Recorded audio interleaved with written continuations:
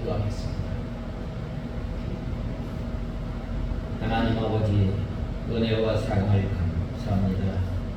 지난 한 주간 저희들을 눈동자와 같이 지켜주시고 또 이렇게 죄와 허물로 인하여 죽었던 저희를 하나님의 크신 은혜와 사랑으로 저희를 살리시고 저희들을 구원하여서 하나님의 자녀로 삼아주신 은혜와 사랑을 감사합니다. 하나님 아버지, 지난 한 주간 살아가면서 저희들이 주님 앞에 알고 모르고 지은 우리의 죄, 세상의 무거운 짐을 이 시간 주님 앞에 내려놓고 우리의 죄를 아뢰오니 저희들의 죄를 용서하시고 죄의 용서함 받은 저희들이 주님 앞에 기쁜 마음으로 감격하여 드리는 이 예배를 주님께서 기뻐 받아 주시옵소서. 하나님 아버지, 배부름으로 인하여 저희가 여호와 하나님을 떠났도다라고 말씀하셨는데 여호와 하나님을 떠난 이스라엘 백성들과 저희들은 이슬과 같고 또 연기와 같고 또 하나님 아버지, 저희들이 쭉정이와 같은 저희들이었는데 하나님 아버지, 주님께서 저희들에게 다시금 여호와 하나님께 돌아올 것을 권면하였는데 하나님 아버지, 형제가 자기의 모습 그대로 주님 앞에 나왔던 것처럼 하나님 아버지 주님 앞에 나올 때에 주님께서 모든 것을 회복시켜 주시고 또 다시금 자녀의 이 자리를 회복시켜 주셨던 것처럼 하나님 아버지, 날마다 저희들이 주님 앞에 돌아오며 주님께서 주시는 회복의 은혜와 사주의 은총을 늘 저희들이 감사 감격하며 사는 저희들 되게 하여 주시옵소서. 하나님 아버지, 간절히 바라옵고 원하옵는 것은 이 시간 저희들 하나님의 말씀을 듣고자 합니다. 이 시간도 성령 하나님께서 저희의 심령을 주장하시고 저희들을 주님의 진리 가운데로 인도하여 주시옵소서. 말씀을 전하는 종에게 능력의 손으로 붙들어 주시고 예수님의 이름으로 기도드리옵나이다. 아멘. 하나님의 말씀은 호세아서 14장 1절에서 9절까지 봉독해 올리겠습니다.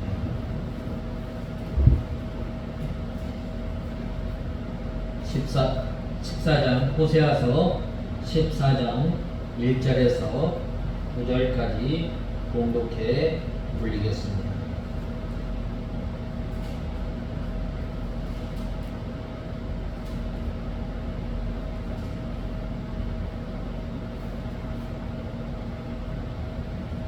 이스라엘아, 여호와 네 하나님께 돌아와라. 이는 네가 너의 죄 때문에 넘어졌기 때문이다. 너는 말씀을 가지고 여호와께 돌아와서 그분께 말하여 모든 죄악을 제거하시고 선한 닷을 받으소서. 우리가 수송아지와 함께 우리 입술로 소원을 갚겠습니다. 아시리아가 우리를 구원하지 못하며 우리가 말을 타지 아니하고 우리 손으로 만든 것에게 우리가 하나님이라고 다시는 말하지 않을 것이니 이는 그와가 주께 긍휼을 받았기 때문입니다. 내가 그들의 반역을 고치고 자원함으로 그들을 사랑할 것이니 이는 나의 진노가 그에게서 떠났기 때문이다. 내가 이스라엘에게 이슬과 같을 것이니 그가 백합과 같이 피어나겠고 레바논의 백향목 같이 자기 뿌리를 내릴 것이다. 그의 가지들이 뻗어나가며 그의 아름다움은 올리브 같고 그의 향기는 레바논 백향목과 같을 것이다. 그의 그늘 아래 거주하는 자가 돌아오며 그들이 곡식같이 번성하고 꽃나무처럼 꽃이 피어 그 향기가 레바논의 포도주가 될 것이다. 에브라임이 말하기를 이제 내가 이제 우상들과 무슨 상관이 있습니까? 하니 내가 네게 대답하고 너를 돌볼 것이다. 나는 무성한 잣나무 같으니 네가 나로 인하여 열매를 얻을 것이다. 누가 지혜가 있어서 이런 일을 깨달으며 누가 총명이 있어 이런 일을 알겠느냐? 여호와의 길은 정직하니 의인들은 그 길로 다니지만 죄인들은 그 길에 넘어질 것이다. 오늘 본 말씀 1절에 이스라엘아 여호와 네 하나님께 돌아와라, 이 말씀으로 제목을 삼고 오늘 호세아서 14장 1절 말씀을 전하고자 합니다. 아모스 선지자와 더불어 북왕국 이스라엘의 최전성기였던 BC 8세기에 활동하였던 호세아 선지자의 저작 본서는 크게 두 부분으로 나누고 있습니다. 먼저 1장에서 3장에서는 호세아의 특이한 가정사와 관련한 하나님의 명령과 이에 수반하는 이스라엘을 향한 하나님의 경고와 예언이 기록되어 있습니다. 그리고 후반부 4장 1절에서 14장 9절까지는 죄의식과 위기의식이 부족한 선민을 향하여 그들의 가증스러운 전방위적 타락을 지적하는 심판을 경고하고 또 회개를 촉구하며 여호와 하나님의 용서와 선민 회복의 약속에 근거한 회개를 추구하는 9편의 예언이 기록되어 있습니다. 따라서 이 부분은 자연스럽게 9단락으로 구분할 수 있습니다. 그러나 이 9편의 예언은 그 내용에 따라 다시 두 부분으로 나눌 수 있습니다. 먼저 제1편에서 8편의 예언은 선민들의 죄를 질타하고 심판을 경고하는 내용인 반면 제9편 예언은 이스라엘의 멸망과 바벨론 포로를 정점으로 하는 소위 이 징계 이후의 회복 약속과 이에 근거한 직설적 회개 권고 그리고 예언의 말씀에 대한 깨달음과 실천을 촉구하는 내용입니다.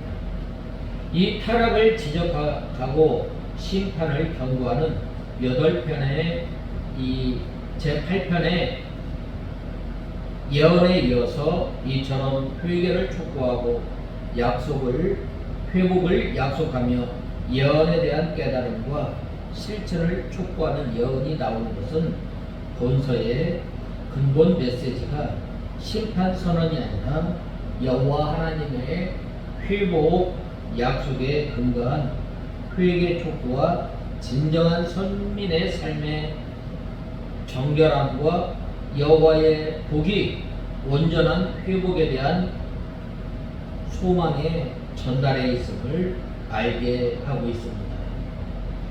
이제 9번째 예언인 본 단락의 내용을 자세히 살펴보면 먼저 1절에서 3절에서는 불의로 인하여 엎드려진 선민을 향하여 여호와께로 돌아와 회개할 것을 권고하며 특히 여호와께 간구해야 할 내용을 밝히고 있습니다. 다음으로 4절에서 8절은 하나님께서 징계 이후 베푸실 회복에 대한 약속을 기록하고 있습니다.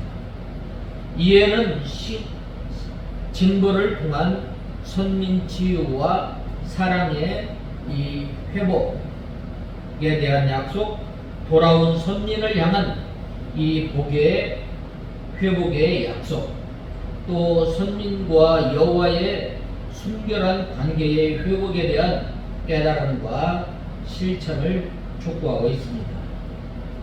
이러한 본 단락에서 확연하게 드러나는 것처럼 본서는 회개의 권고와 회개가 전제된 상황에서 약속으로 끝을 맺고 있습니다. 이는 하나님께서 결코 당신의 백성의 멸망을 원하지 않으시며 일시적으로 징계하시며 심판하시더라도 이는 멸망시키기 위한 목적에서 단행하는 것이 아니라 회복과 구원을 위한 방편이라는 사실을 잘 보여주고 있습니다.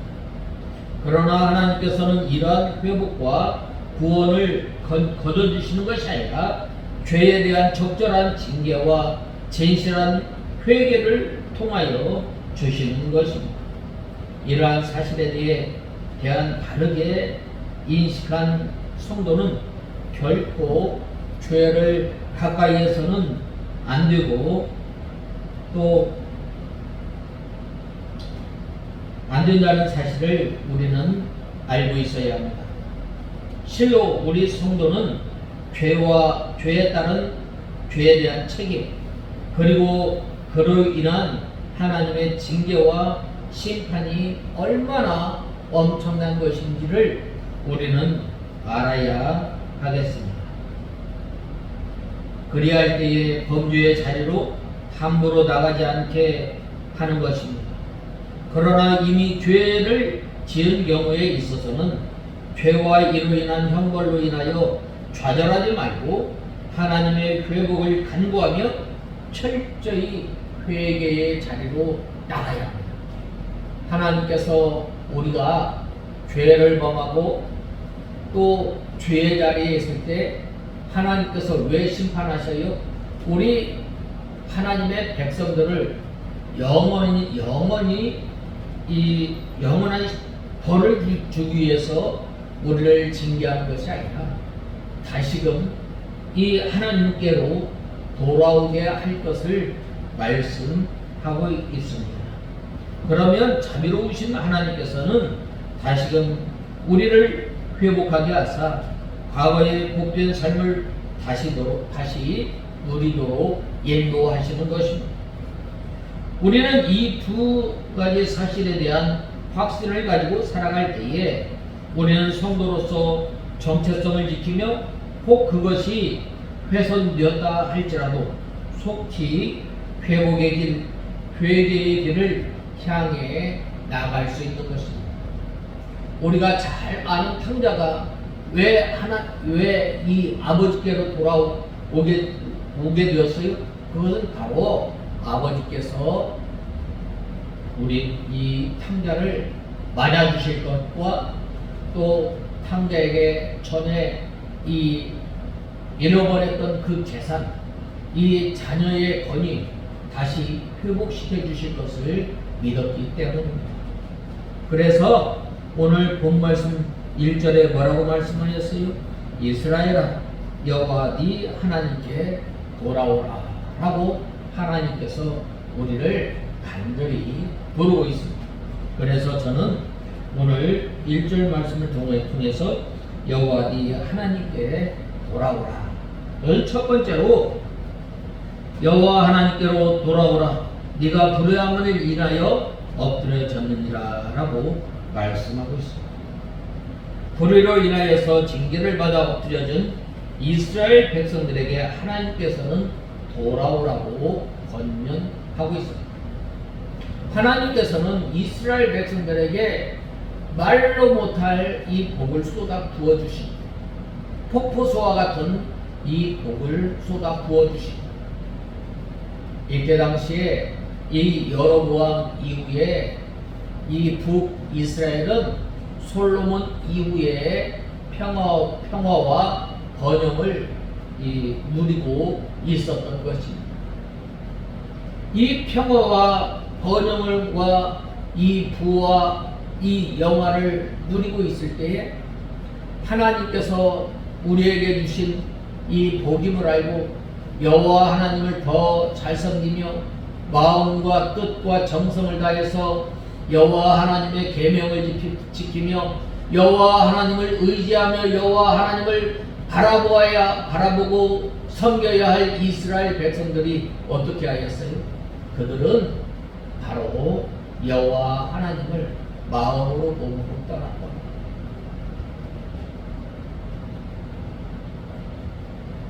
이렇게 이 죄악 가운데 있는 이스라엘 백성들을 향해서 돌아오라고 부르십니다. 그리고 그들이 돌아오기를 간절히 기다렸던 것입니다. 마치 집을 나간 탕자가 돌아오기를 간절히 기다리는 아버지와 같이 이스라엘 백성들이 돌아오기를 간절히 기다렸던 것입니다. 저를 용납할 수 없는 죄를 용납할 수 없는 지극히 거룩하신 하나님께서 죄 때문에 이스라엘을 징계하셨지만 그 엎드려진 그들을 보실 때에 긍휼히 여기는 마음이 불붙듯 하였던 것입니다. 하나님께서 이 여러분들의 부모님께서 여러분들에게 채찍질하는 거 왜 그래요? 그 잘못에서도 돌아오라는 것입니다.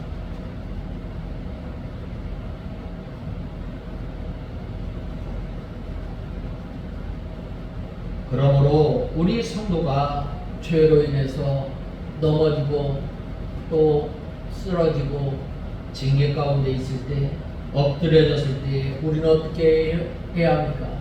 우리는 가만히 있지 말고 즉시 회개하고 하나님께 돌아가야 합니다. 하나님께 돌아갈 때에 하나님께서는 자비로 일으켜 세워주십니다.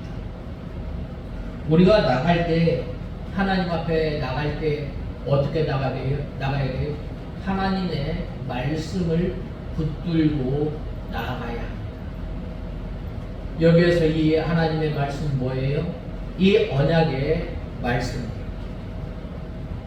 너희가 지금까지 나를 섬긴다고 하면서 섬겼지만 바알 우상과 이방 신상을 겸하여 섬겼던 것을 회개하고 주님 앞에 나아가야 합니다. 또 복음을 가리키는 거예요. 이 복음은 뭐예요? 기쁜 소식이에요. 무엇이 기쁜 소식인가? 죄악 가운데에 이 죄악 가운데 있으면서 이 죄악으로 인하여서 우리가 징계하였던 그 자리에서 여호와 하나님께 돌아오라는 이 말씀을 붙들고 나오는 거예요. 또 다시금 회복시켜 주시겠다고 하는 하나님의 말씀을 붙들고 주님 앞에 나와야 합니다. 그리할 때에 이 예수 그리스도의 복음을 믿고 여호와 하나님께 돌아오는 사람은 하나님께서 우리의 죄를 용서해 주시고 우리를 구원해 주시는 하나님이십니다. 죄를 범한 이스라엘 백성들을 향해서 하나님께서 뭐라고 말씀하셨어요? 너희 죄가 붉을지어라도 내게로 앞으로 나올 때 양털과 같이 희게 하여 주시는 이 하나님의 약속의 말씀을 붙들고 주님 앞에 나올 때에 주님께서 우리의 죄를 용서하여 주시고 이전과 같이 우리를 대하여 주시고 우리를 회복시켜 주시는 하나님이심을 우리는 알아야 합니다. 또 주님 앞에 나올 때의 본문은 모든 불의를 제하고라고 말씀하고 있습니다. 이것은 마치 야곱이 베델로 올라갈 때에 그 야곱을 비롯한 모든 이 가족들이 뭐라고 말씀하였어요? 모든 우상을 제하여 버리고 또 의복을 바꿔 입고 나가는 거예요. 우리가 주님 앞에 나갈 때에, 주님 앞에 회개할 때에 우리가 행하였던 그 잘못된 습관, 행동, 또 죄악, 이것을 끊어버리고 주님 앞에 나갈 것을 말씀하고 있습니다. 모든 불의를 제하시고 라고 하였는데 죄를 용서해 달라는 기도입니다. 우리가 먼저 하나님 앞에 나와 은혜 받는 그 조건 가운데 하나는 바로 우리의 죄를 빨갛게 씻겨주시는 주님 앞에 나오는 것입니다. 그리고 우리가 지은 모든, 우리가 알고 우리가 모르고 지은 죄를 주님 앞에 회개해야 합니다. 어떻게? 원한을 품은 이 과거처럼 하나님 앞에 늘 원통이 여기며 우리가 회개해야 합니다. 그 다음에는 이 선한 바를 받으소서라고 하였습니다.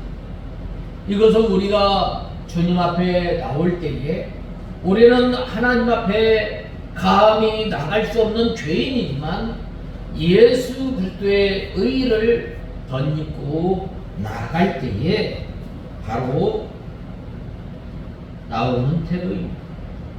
이와 같은 사람은 하나님께서 받으시고 구원해 주시고 우리 성도들이 죄를 회개하고 예수 그리스도의 의를 힘입고 또 주님 앞에 나아가면 하나님께서 선히 여기시고 기뻐 받으시고, 그러므로 우리 성도들은 하나님 앞에 산 제사를 날마다 드려야 합니다.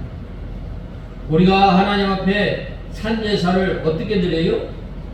우리가 하나님 앞에 산 제사를 드리려면 먼저 12장, 로마서 12장 1절에서 2절에 보면, 그러므로 형제들아 내가 하나님의 인내하심으로 너희에게 권하니 너희 몸을 하나님께서 기뻐하시는 거룩한 산 제물로 드려라. 이것이 너희가 드릴 합당한 예배니라 라고 말씀하시며, 하나님 앞에 합당한 예배를 드리려면 먼저 이 세대를 본받지 말라라고 말씀하고 있습니다. 그 다음에는 마음을 새롭게 함으로 변화를 받아 하나님의 선하시고 기뻐하시고 온전하신 뜻이 무엇인지 분별하도록 하여라 라고 말씀하고 있습니다. 우리가 세상을 본받지 않을 뿐만 아니라 또 마음을 새롭게 할 뿐만 아니라 어떻게 하면 우리가 하나님의 뜻을 행하면서 순종하면서 우리가 하나님께 나갈 것인가? 어떻게 해야 돼요? 우리가 이 성령을 소멸하지 말고 항상 기뻐하고 또 하나님의 뜻이 무엇인지 늘 항상 기도하며 또 항상 기뻐하고 감사하며 살아가는 저와 여러분이 다 되어야 하겠습니다. 로마서 10장 9절에서 11절에 보면, 네가 만일 네 입으로 예수를 주로 시인하며 또 주께서 그를 죽은 자 가운데서 살리실 것을 네 마음에 믿으면 구원을 얻으리니, 사람이 마음으로 믿어 의에 이르고 입으로 시인하여 구원에 이르느니라 라고 말씀하고 있습니다. 우리가 하나님 앞에 하나님을 사랑하는 마음 없이 또 우리가 하나님을 진정으로 섬기는 마음 없이 아무리 수송아지를 가지고 나와도 믿음 없이 신앙 없이 드리는 제사는 하나님께서 받지 않으십니다. 우리가 잘 아는 이 가인에 대해서 왜 하나님께서 왜 받지 않으셨어요? 믿음이 없었기 때문에. 믿음이 없었기 때문에. 우리가 하나님 앞에 먼저 나올 때에 이 구속의 은혜에 감사해. 나와 같은 죄인을 하나님께서 불러주셔서 하나님의 그 크신 은혜로 말미암아 하나님의 자녀로 살게 하시고 얼마나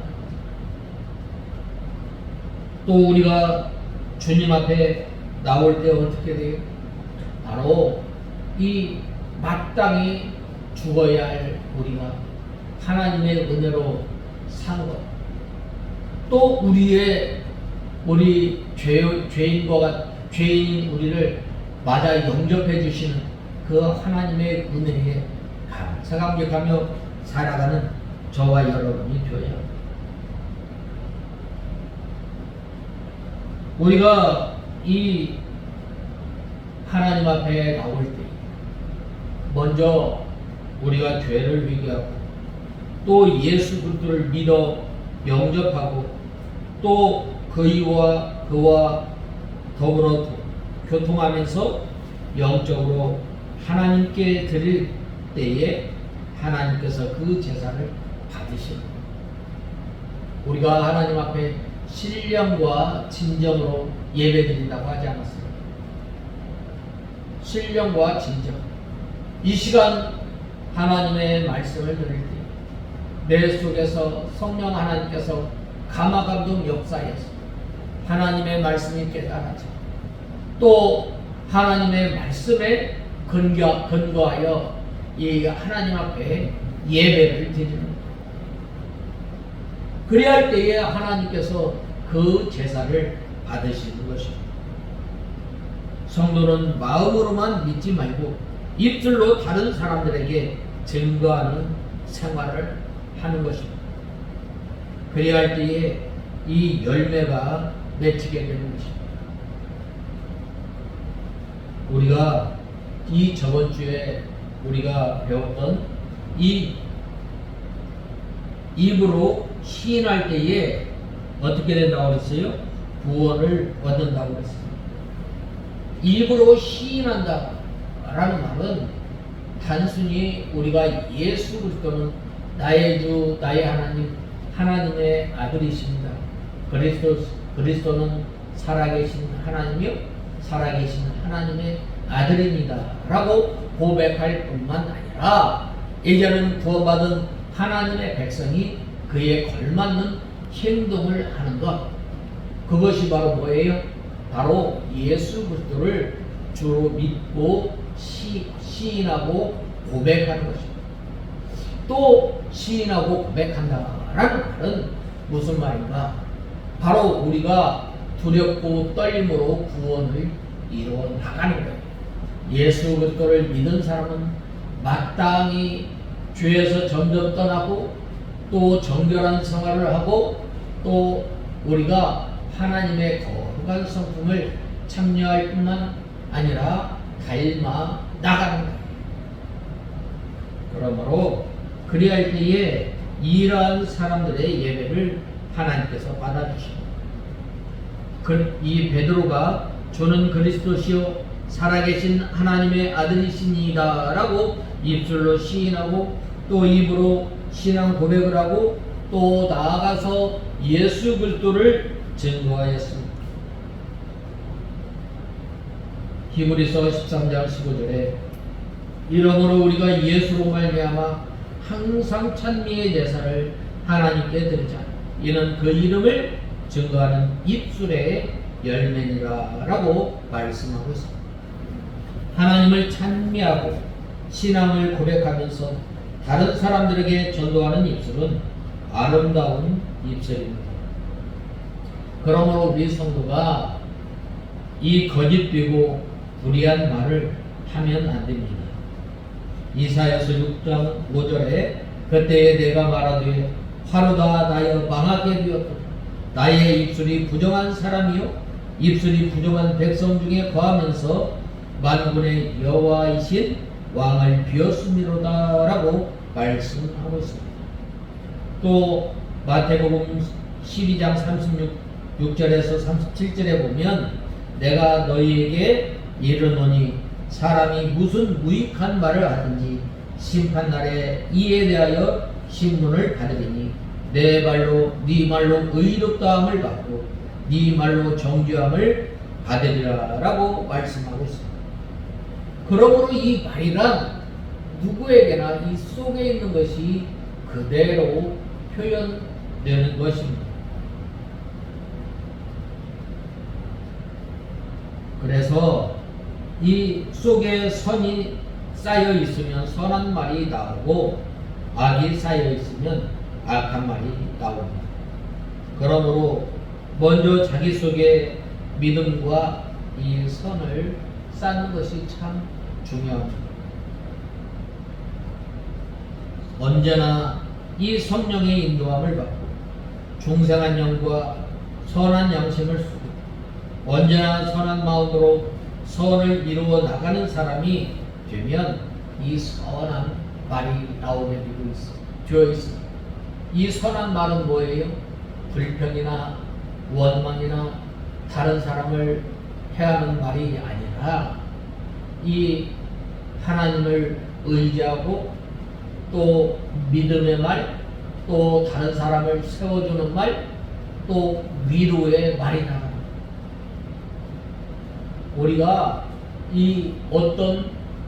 우리가 어떠한 삶을 살아가느냐에 따라서 그 말이 나가게 됩니다. 말은 또 사람의 인격을 나타냅니다. 그러므로 다른 사람에게 유익을 주는 말을 해야 하고 덕을 끼치는 말, 은혜로운 말을 해야 합니다. 특별히 이 말은 이 능력이 있어요.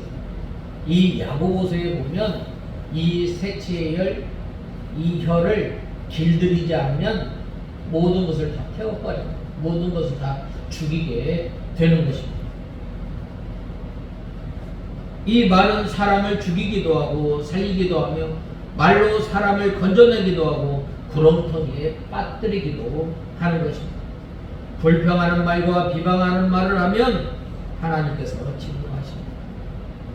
혹시 잘못한 것이 있으면 그 사람에게 직접 말해주고 어떻게 하든지 싸매어주고 도와주는 입장에 설 때에 하나님께 복을 받게 될 것입니다. 오늘 특별히 본 말씀 1절에 보면 이스라엘아 네 하나님 여호와께로 돌아오라 네가 불의함으로 말미암아 엎드려졌느니라 라고 말씀하고 있습니다. 하나님께서는 호세아를 통해 불의함으로 엎드려진 이스라엘 백성들에게 돌아오라는 초청의 말씀을 주고 계십니다. 여기에서 엎드려졌다라는 말은 그들이 불의함으로 인하여 하나님의 징계를 받아 지극히 낮아지고 비천한 자리에 고난을 당하고 있음을 나타내는 것입니다. 이러한 그들의 엎드려짐은 하나님을 배반하고 하나님을 떠나 죄악 가운데 향하였던 그들의 죄로 인함이었습니다.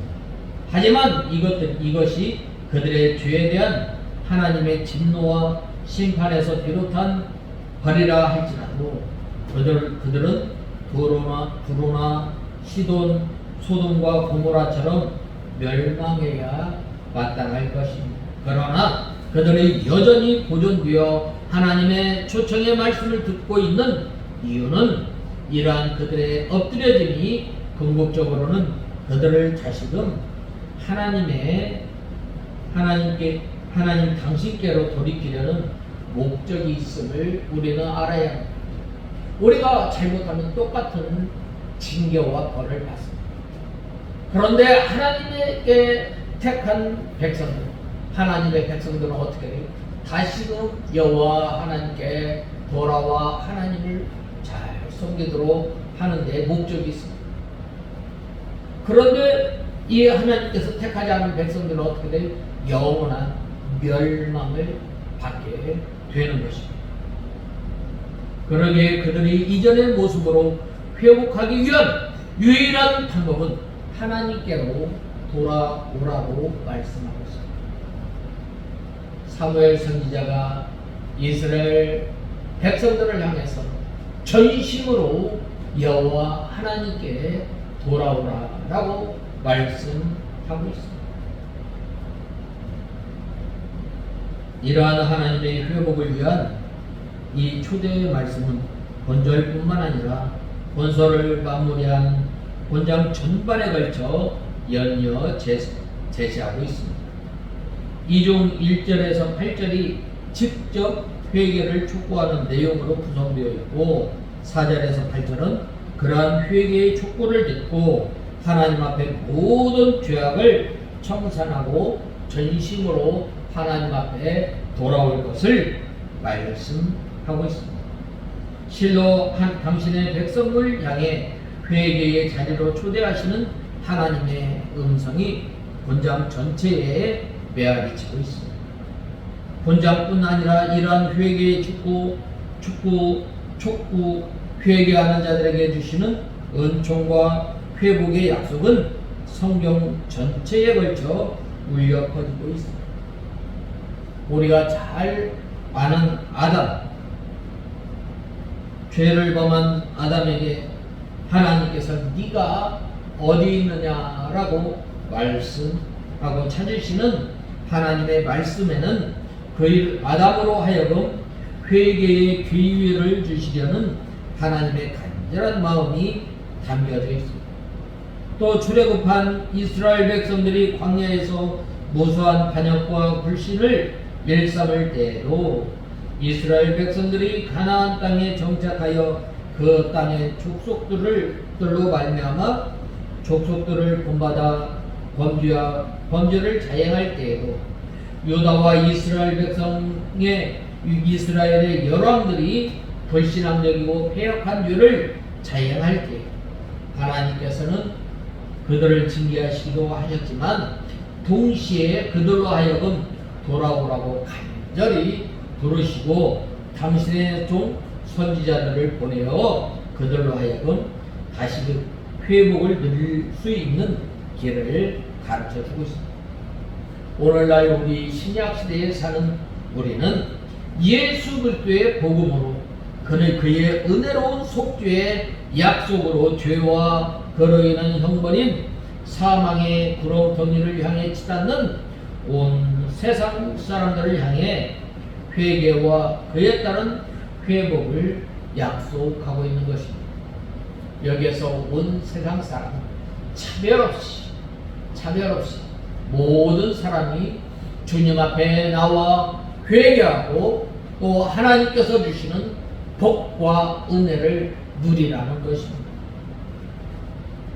실로 성경 곳곳에는 죄인을 향해 돌아오라는 말씀, 그 죄로 인해 넘어진 자들, 엎드려진 자들에게 회개하라는 하나님의 육성이 메아리치고 있습니다. 이러한 하나님의 말씀은 오늘 우리들의 삶의 자리에도 이 세상 가운데서도 종말이 되기까지 지속적으로 울려 퍼지고 있습니다. 이러한 하나님의 말씀은 오늘 우리들의 삶의 자리에 또 이 세상 가운데도 종말에 되기까지 지속적으로 울려 퍼지고 있는데 우리는 이러한 하나님의 음성의 귀를 기울이고 죄를 멀리하고 악을 멀리하고 심판의 자리, 징계의 자리에서 나와 하나님께 속히 나오는 저와 여러분이 다 되어야 하겠습니다. 예수님께서 비유하신 탕자의 비유에서 나온 둘째 아들처럼 내가 하늘과 아버지께 죄를 얻었사오니 라고 진심으로 고백하며 두 손 들고 주님 앞에 나오는 저와 여러분이 되어야 합니다. 그래서 죄를 회개하는 것을 하나님께서는 기뻐하시며 잃은 양을 찾는 목자처럼 잃은 드라크마를 찾는 여인처럼 그를 영접하며 회복하게 하시며 다시금 복된 삶, 구원의 삶을 살아가도록 인도하시는 하나님이십니다. 본 말씀 2절에 보면 여기에서는 이스라엘 백성들이 하나님께 돌아올 때에 가져야 할 태도에 대해서 말씀하고 있습니다. 특별히 2절 후반부를 보면 호세아 선지자는 그들이 수송아지를 대신하여 입술의 열매를 드리겠다고 고백한다고 말씀하고 있습니다. 여기에서 수송아지는 제사에 사용하는 대표적인 예인, 제물입니다. 특히 이것은 이스라엘 백성들이 하나님 앞에 주의 용서를 구하고 헌신을 다짐할 때에 사용하는 대표적인 제물로서 속죄의 제사에 절대적으로 요구하는 것이라 하겠습니다. 그런데 본문은 이를 대신하여 입술의 열매를 드리라고 말씀하고 있습니다. 무슨 말입니까? 말 그대로 속죄한다는 명분으로 그들이 드릴 수송아지를 그들이 맺은 입술의 열매로 대신하라는 말씀입니다. 우리가 아무 값 없이 아무 조건 없이 우리가 구원을 받았으면 이제는 우리가 우리의 입술을 통해서 열매를 맺어야 돼요. 그 열매는 뭐예요? 날마다 주님을 찬송하는 그 찬송, 또 하나님의 구속의 은혜에 감사하는 말, 또 덕을 세우는 말, 은혜로운 말, 또 다른 사람을 위로하는 말, 격려하는 말을 통해서 이 구원받은 하나님의 백성들이 주님 앞에 나갈 때에 마땅히 드려야 할 것은 바로 입술의 열매임을 우리는 알아야 합니다. 이는 언제나 이를 번제나 속죄제와 같은 제사제도의 부정을 의미하는 말로 이해할 수도 있지만 그보다는 하나님께서 제정하신 속죄제사의 의미를 분명히 깨닫고 그에 합당한 회개를 하나님께 드리라고 요구하는 것으로 이해하는 것이 더 나을 듯합니다. 수송아지 제사는 하나님께서 모세를 통해 이스라엘 백성들에게 요구하신 제사 제도였습니다. 이는 사람들이 죄를 지을 때에 그 죄를 사함받는데 얼마나 큰 희생이 뒤따르는지를 깨닫게 하기 위해 또 생명이 피해 있으므로 그 피가 죄에 사한다는 사실을 알기 위해 하나님께서는 일찍이 제정하신 제도입니다. 하지만 제사가 거듭하면서 제물을 드리는 사람들은 자신들의 죄의 심각성에 대해 전혀 느끼지 못하고 또 자신의 죄에 대한 죄책감을 보상받는 방편으로 만들어버리고 말았다는 것입니다. 더 이상 죄에 대한 두려움이나 하나님의 진노를 피하고자 하는 절박함이 아니라 타성에 젖어 형식적인 예물을 드리고 사주의 은총에 대한 감사하는 마음이 아니라 오히려 죄의 도피처로 삼는 일을 자행하였던 것입니다. 그래서 이사야 선지자는 뭐라고 말씀하셨어요? 내가 그 재물에 대해서, 내가 그 피에 대해서 역겨워 한다고 하였어요. 제발 그 재물을 가지고 오지 말라고 말씀하고 있습니다. 본문은 이를 뒤늦게 깨달은 이스라엘이 회개하여 돌아오면서 그처럼 형식에 치우친 제사가 아닌 하나님께서 기뻐하시며 연락하실 만한 제사를 드려야 함을 나타낸 것이라 할 수 있습니다.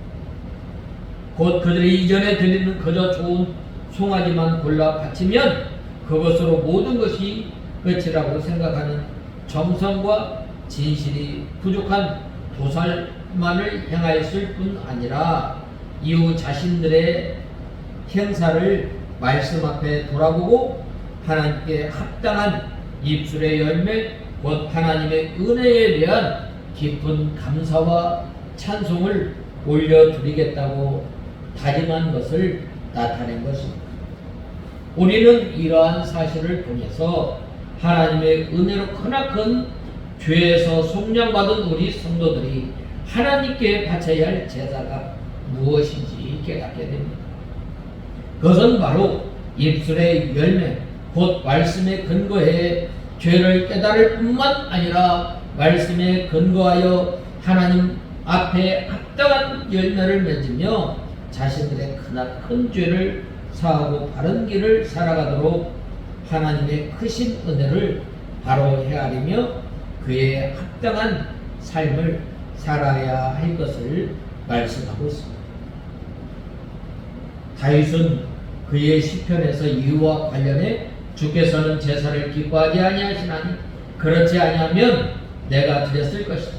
주는 번제를 기뻐하지 아니하셨나이다 라고 시편 51편 16절에 고백하고 있습니다.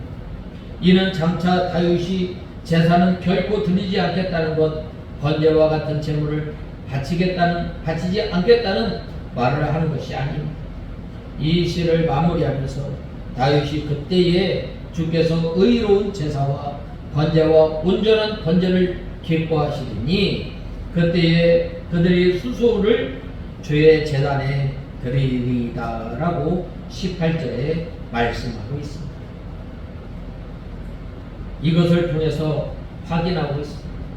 따라서 다윗의 고백은 제사나 번제 이전에 그는 하나님 앞에 죄를 깨닫고 하나님의 의를 향하며 살아야 하며 그것이 진정 적합당한 예물을 바치는 것임을 의미하는 것이라 할 수 있습니다.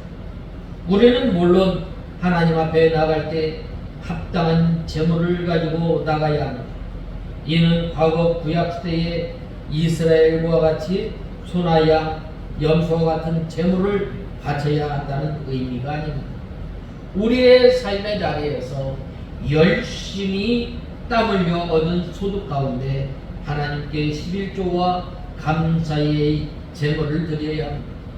이것을 구제하는 것과 나눔의 예물도 드려야 합니다. 그러나 그건 역시 타성화되고 형식적으로 드리는 것, 하나님의 은혜에 대한 감사, 의로운 삶에 대한 결단이 배제된 상태에서 드리는 것이라면 하나님께서는 그 예물을 결코 받지 않으십니다. 그 모든 것 이전에 우리가 하나님께 바쳐야 할 제물은 죄악 세상에서 혹시 죄를 범하였는지 모르는 죄에 대한 통회하는 마음, 하나님의 말씀 앞에 자신의 신념과 삶을 의롭게 세우고자 하는 결단, 오직 하나님께만 충성을 다하겠다는 헌신의 다짐입니다. 비록 이것을 하나님께서는 가장 먼저 우리에게 요구하시는 것입니다. 이 사실을 우리는 결코 잊지 말아야 합니다. 우리가 여호와 하나님께 돌아오라고 하나님께서 오늘 우리에게 말씀하셨는데 우리가 하나님 앞에 합당한 예물을 가지고 날마다 주님 앞에 나아가는 저와 여러분이 다 되어야 하겠습니다. 다 같이 기도하겠습니다. 하나님 아버지, 은혜와 사랑을 삽니다. 저희들이 무엇이라도 저희들을 하나님의 자녀로 삼아주시고 하나님 아버지, 저희들이 세상 가운데 살아가면서 이 죄를 범한 저희들을 향해 여호와 하나님께로 돌아오라고 말씀하셨는데 저희들이 하나님 앞에 합당한 열매를 맺어 주님 앞에 나아가는 저희들 되게 하여 주시옵소서. 예수님의 이름으로 기도드리옵나이다. 아멘.